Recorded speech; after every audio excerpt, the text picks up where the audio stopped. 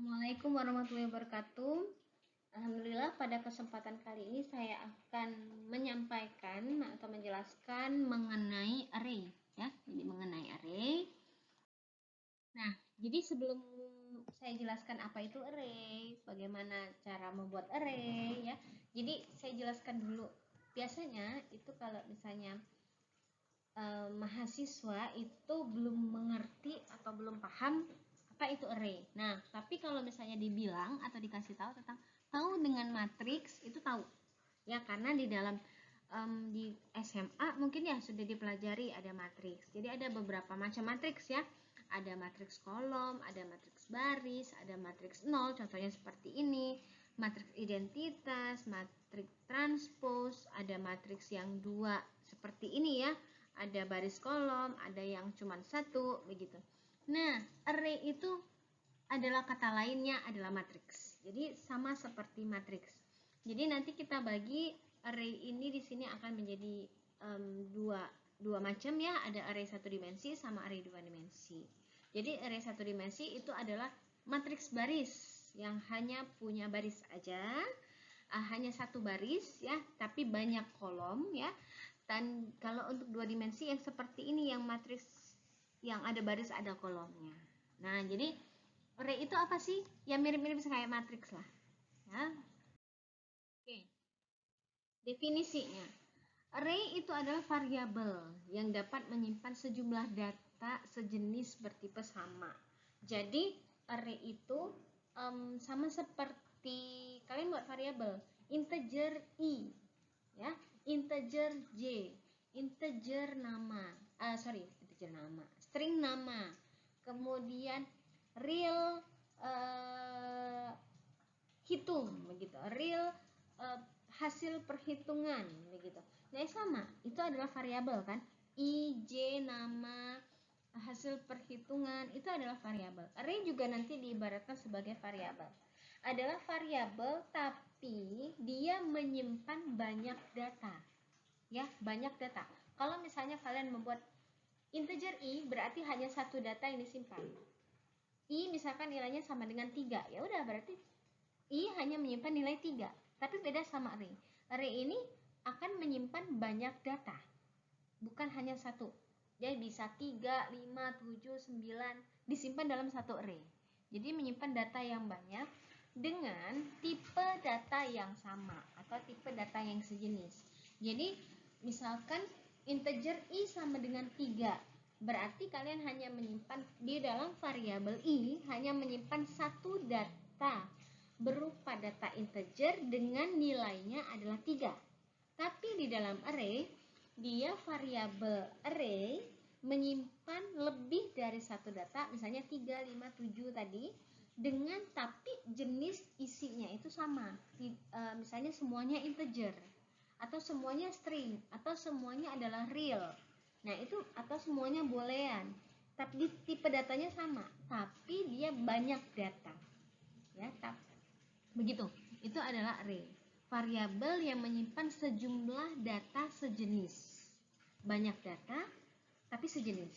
Tipe datanya sama. Ini tadi ya, jenis array ada dimensi 1, 2, dan dimensi n itu dimensi 3, 4, dan seterusnya. Ya, tapi kita akan membahas 1 sama 2 aja. Itu pengertian dari. Nah, kita akan langsung masuk aja ke dalam array dimensi 1 yang akan kita bahas untuk pada kali ini. Ya, array dimensi 1. Jadi, array dimensi 1 itu adalah sekelompok data yang memiliki nama variabel dan tipe data yang sama dan dapat diakses menggunakan satu buah indeks. Jadi kita nanti punya indeks ya, di dalam array itu ada indeks, satu buah indeks. Nama variabel, ada nama variabel dengan tipe data yang sama, datanya akan banyak dan diaksesnya menggunakan satu indeks saja. Ini adalah pengertian dari array satu dimensi. Ini contoh dari array satu dimensi. Array satu dimensi itu adalah yang hanya punya satu baris tapi banyak kolom. Ya, banyak kolom. Nah, dan harus diingat untuk array itu kita punya value atau nilai dan juga punya indeks. Punya indeks itu kayak apa ya, alamat yang sebelah-sebelahan ya, yang sebelah-sebelahan, dan indeks kita selalu dimulai dari 0. selalu dimulai dari 0 sampai ke n. Dengan datanya itu bebas nanti. Misalnya array berapa, berarti ini arraynya berupa tipe datanya integer ya, berarti semuanya nilainya adalah berisi integer. Nilainya misalnya terserah mau 8, 10, 6, min 2, 11, terserah isinya berapa, tapi yang kita lihat adalah indeksnya. Indeksnya selalu mulai dari 0. Jadi array kita itu nanti jumlahnya ini 8. Jumlahnya 8. Gimana bu jumlahnya 8? 1, 2, 3, 4, 5, 6, 7, 8 ya. Jumlahnya ada 8, tapi indeksnya mulai dari 0 sampai 7 atau dari 0 sampai n-1 begitu. Kemudian value-nya nanti diisi sesuai dengan dari usernya mau diisi atau sesuai dari kita yang buat. Jadi di dalam array ini misalnya arraynya nanti ada jumlahnya ada 8 ya, atau misalnya kalau saya sebut dengan n berarti jumlahnya adalah n. Indeksnya ya, indeksnya mulai 0 sampai 7 ya kalau 8, atau kalau saya sebut dengan n mulai dari 0 sampai dengan n-1. Ini indeksnya ya, ini yang ini adalah indeksnya mulai dari 0 sampai n-1, tapi kalau jumlahnya adalah n, sebanyak n buah ya, sebanyak n buah. Jadi ketika untuk array ini harus diperhatikan itu ada jumlah, ada indeks. Jumlah sama indeks beda ya. Kalau jumlah ada sebanyak n, kalau indeksnya mulai dari 0 sampai n-1. Kita bukan mulainya dari 1, tapi mulai dari indeksnya indeks ke 0. Jadi nanti value-nya atau nilainya nanti yang diisi. Indeks itu sebagai alamat, anggap aja sebagai alamat, tapi isinya bisa beda-beda. Begitu. Nah, ini adalah cara deklarasi atau pseudocode untuk deklarasi array satu dimensi. Caranya adalah nama variabelnya apa, kemudian titik 2 array, kemudian range indeksnya mulai dari berapa sampai berapa, biasanya dari 0 sampai berapa, begitu, of tipe data. Ya, of tipe data. Tipe datanya apa? Contohnya begini, misalkan nama variabelnya kita kasih nama deret, titik 2 array, array ini ada ketentuan ya, array, indeksnya mulai dari 0 sampai 9. Kalau 0 sampai 9 berarti nanti jumlah datanya adalah 10. Ingat ya, jumlah data 10, tapi indeksnya 0 sampai 9 of integer. Berarti deret ini isinya nanti akan berupa tipe data integer. Ya. Misalnya contoh yang kedua adalah matriks array 0.4. Berarti jumlah datanya ada 5, indeksnya 0 sampai 4 of string. Ya, jadi isinya itu adalah berupa string. Matriks ini nanti isinya datanya adalah string. Begitu. Oke, ini adalah contoh dari deklarasi untuk array satu dimensi. Sekarang kita lanjutkan bagaimana dengan mengisi elemen satu dimensi. Tadi deklarasi, sekarang kita mau isi nilainya, gitu ya. Cara isi nilainya adalah kita tuliskan nama arraynya. Nama arraynya tadi apa? Nama variabelnya apa, begitu. Kemudian kita tuliskan indeksnya, indeks keberapa yang mau kita isi. Kemudian panah ya, nilainya berapa. Misalnya contohnya seperti ini, ya. Deret, tadi deretnya berupa integer kan, deret pakai kurung siku, kemudian 0, indeksnya berarti indeks ke 0 yang mau kita isi, nilainya akan kita input menjadi 10.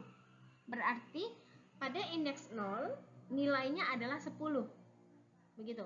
Kemudian yang kedua deret 1, berarti untuk deret nama variabelnya deret, indeks ke 1 nilainya adalah 9. Ya. Atau misalnya matriks 0, karena string tadi matriks ya, string, matriks 0, indeks ke 0, nilai isinya adalah Ani. Atau matriks 1 isinya adalah Budi. Mereka sama-sama harus string, karena tipe data isinya itu harus berupa string, tipe datanya string. Begitu. Ini adalah cara mengisi elemen satu dimensi. Jadi mengisinya, ingat nama variabel array-nya, kemudian dalam kurung siku indeksnya berapa. Indeks kita tadi kan ada 0 sampai 9 misalnya. Misalnya indeks 0, indeks 1, indeks 2, indeks 3 begitu. Ya, begitu ya, baru nilainya diisi. Ini cara mengisi elemen satu dimensi. Sekarang menampilkan isi array. Jadi kalau tadi mengisi ya input nilai, sekarang mau kita keluarkan nilainya. Caranya adalah langsung aja nama arraynya diikuti indeks. Ya. Jadi di sini misalnya deret 0, nanti deret 0 diisi berapa tadi? 9, berarti nanti akan menampilkan nilai 9 di dalam pada saat di print atau pada saat di write ya, nilainya 9. Tadi deret 1 misalnya nilainya 10, maka pada saat di write nanti nilainya adalah 10 begitu. Langsung aja kita akses indeksnya karena indeksnya berupa alamat yang dijadikan sebagai alamat ya, alamatnya yang kita indeks, bukan variabelnya, bukan nilainya, tapi indeksnya yang kita isi atau kita kita panggil gitu. Nah, ini contoh ya, contoh isi array yang sudah ditentukan. Misalnya kita mau nilainya seperti arraynya mau seperti ini, indeksnya 0 1 2 3 4 5 6 7, value-nya adalah sekian. Pseudocode-nya adalah kita deklarasi dulu deret titik 2 array 0 sampai 8 harusnya 0 sampai 7 ya, ini of integer, ngisi nilainya deret 0 nilainya 8 ini ya, deret 1 nilainya 10, deret 2 0 1 2 3 4 sampai 7 ini adalah indeks, 8 10 6 min 2 sampai ini adalah value. Jadi ini cara mengisinya. Kemudian misalnya mau kita tampilkan ke layar, mau kita write ya, write. Langsung aja deret 0, deret 1, deret 2 dan seterusnya. Begitu. Ini cara menginput atau mengisikan nilai ke dalam array dan menampilkannya. Nah, ini contoh yang kedua. Caranya kalau tadi kita harus input satu-satu, kalau ini kita sekalian inputnya ya, deklarasi sama 0 sampai 7 ya, ini salah, kemudian deretnya langsung sama dengan buka kurung ya, nilainya berapa saja, jadi dia akan otomatis 8 ini akan otomatis ke indeks ke 0, 10 itu otomatis ke indeks ke 1 dan seterusnya. Kemudian di write ya, cara write-nya sama seperti tadi, deret 0, deret 1 dan seterusnya. Ini contoh ya, contoh cara kedua.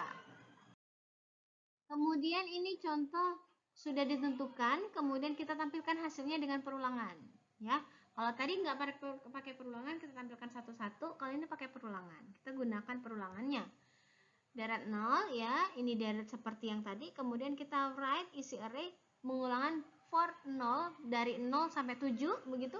Write deret i, tinggal deret i kan sesuai dengan perulangannya. Ini cara menampilkan dengan perulangan. Ya. Kemudian cara keempat, isinya dimasukkan oleh user. Jadi kita sudah menentukan banyak array-nya atau panjang array-nya itu adalah 7. Kemudian kita read. Kita read, baca, jadi user yang menginputkan nilainya. Kalau tadi nilainya sudah ditentukan kan, 8, 10, kalau ini terserah dari user nanti. Read, deret, i, tinggal sesuai dengan i-nya berapa nanti. Begitu. Kemudian kita write, kita tampilkan, keluarkan hasilnya. Ya, atau isinya. Kita write. Ini read, write. Contoh kelima, jumlah dan isinya dimasukkan oleh user. Kalau tadi kita sudah memastikan ya, kita sudah pasti bahwa jumlahnya selalu 8, jumlahnya selalu 7, jumlahnya selalu 5 atau jumlahnya selalu 10. Tapi di sini adalah kita jumlahnya itu sesuai dengan inputan dari user. Jadi terserah user mau masukkan, saya pengennya arraynya panjangnya 10, ya udah nanti dia isi 10. Saya pengennya nih arraynya panjangnya 3, ya udah 3 begitu. Jadi banyak datanya kita read ya. Kemudian pada saat mengisi data atau mengisi nilai array-nya, kita for i sama dengan 0 to jumlah, sesuai dengan jumlahnya. Ya, sesuai dengan jumlahnya. Pada saat tampilkan juga sesuai dengan jumlah. Berbeda di sini, ingat ya, lihat pada saat deklarasi. Jadi 0 sesuai dengan jumlahnya berapa. Ya. Nah, kalau ini ya contoh dari pakai prosedur ya, menggunakan prosedur. Jadi jumlah datanya sama isinya inputan dari user tapi pakai prosedur. Sama seperti tadi, masukkan banyak data jumlah, kemudian prosedur array jumlah ya. Langsung pakai prosedur di sini sesuai dengan jumlah yang diinputkan dari user, Sebenarnya sama seperti yang tadi, tapi deklarasi array-nya ada di dalam sini. Dia tampilkan ke membaca di dalam prosedur dan menampilkan juga di dalam prosedur. Contoh ketujuh, ya, contoh ketujuh ini menggunakan fungsi. Ini menggunakan fungsi. Jadi banyak datanya, ya, banyak datanya itu dipanggil di program utama. Kemudian membaca datanya itu di fungsi, ya, membaca data fungsi array jumlah, ya, ini panggil ke sini. Untuk fungsi, ya, integer untuk kalau dia fungsi kan harus ada nilai kembalian, berarti nilai kembaliannya adalah berupa array. Nah, kalau biasanya kalau hanya satu data kan sama dengan int aja. Nah, kalau pakai array ya pakai kasih int buka kurung kurawal sama tutup, nggak ada isi, ya. Kemudian ini adalah datanya, ini harusnya di sini, ya, deklarasi, kemudian write, masukkan data, kemudian kita read, kemudian kita kembalikan deretnya itu menjadi fungsi dan kita kembalikan ke menu utama. Di menu utama ditampung, kemudian ditampilkan, hasilnya ditampilkan. Gitu. Ya. Oke, perlu diperhatikan ketika mengakses suatu array, indeks elemen array yang diakses tidak boleh melebihi indeks array pada waktu dideklarasi. Jadi kalau kita deklarasi maksimum ada 9, ya, indeksnya 0 sampai 9, ini benar, ya, karena array 8 masih bisa kita akses. Array 9 itu masih bisa kita akses. Tapi kalau array 10, karena kita deklarasinya indeksnya 0 sampai 9, dia salah. Kenapa? Karena 10 ini di luar dari deklarasi atau di luar dari indeksnya, ya. Kemudian elemen array hanya bisa diakses secara individual, nggak bisa yang array 1 sama dengan array 2, nggak bisa. Jadi harus satu-satu. Array 1 nilai indeks ke-4, misalnya array 2 indeks ke-0, mau kita samakan nilainya itu bisa, tapi tidak bisa secara sekaligus, ya, harus satu-satu. Oke, mungkin segitu aja penjelasan dari saya mengenai array satu dimensi. Mudah-mudahan bisa bermanfaat. Mungkin segitu aja. Terima kasih. Kalau ada pertanyaan boleh dicantumkan di kolom chat atau mau ditanyakan pada saat perkuliahan juga silakan. Untuk penjelasan kali ini saya cukupkan sampai di sini dan saya tutup dengan wassalamualaikum warahmatullahi wabarakatuh.